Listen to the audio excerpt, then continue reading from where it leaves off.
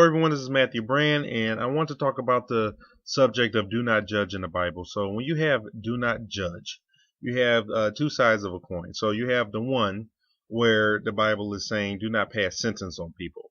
And the problem with this is people take do not judge in the text where no one can decide what you do is right or wrong. So therefore you just keep on doing things that are wrong. And that's not right. What you're supposed to do is you're allowed to have listen to people's counsel and have people tell you and bring up what's right or wrong, why it's right or wrong, as long as they have valid reasons and subjects. And this is even, I mean, outside of the Bible. If you know going down a road or doing something that's life or self-destructive, it's okay to tell people what they're doing is self-destructive. There's nothing wrong. That's just making sound judgment and based in logic and stuff. So that's one part. It means do not pass a sentence. It doesn't mean you can't judge whether what people do is right or wrong. That's the first part. But on the second part, you're supposed to judge people favorably. So if someone's in a circumstance, you can at least look.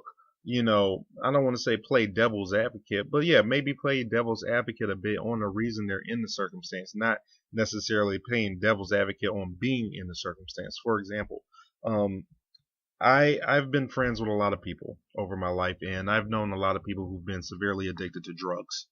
So, being that I know a lot of people who have been severely addicted to drugs, I feel bad. I never know what type of situation they've been in that could have led to them being on the drugs. Now, that doesn't mean I'm going to say, hey, you should not be doing drugs. That will be idiotic. And it also doesn't mean I'm going to leave them around my stuff if I know they're a severe drug addict. I've had that situation come up a bunch of times where I just didn't want somebody around my stuff because I knew pretty well what they were going to do, but I can judge them favorably on why they're in that position. Even if they're broke, you never know what might have happened to them to why they ended up broke or why they don't have any money at the time.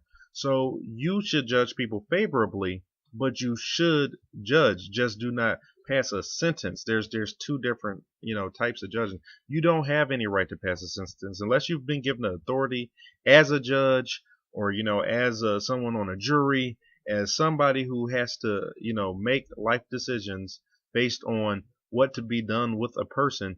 If you don't have that authority at the moment, then you have no right to decide what should happen with them. You can tell them it's right or wrong, but beyond that is none of your concern. Now, if you can stand up for what's right or wrong, that's completely different. That's in the Bible too. That's in Proverbs. Stand up and speak up for people who don't have a voice for themselves. That's what you're supposed to do. But don't go around sitting saying, "Oh well, I don't agree with what they're doing, but I guess I can't judge." No, you can agree with what's right or wrong, and you can speak your mind on what you feel is right or wrong. Anyway, I'm Matthew Brand. Thanks for tuning in, and if you enjoyed this, if you felt this was informative, or you agree, maybe give me a subscribe. It will really help out. But if not, hey, thank you for viewing anyway. Check you later.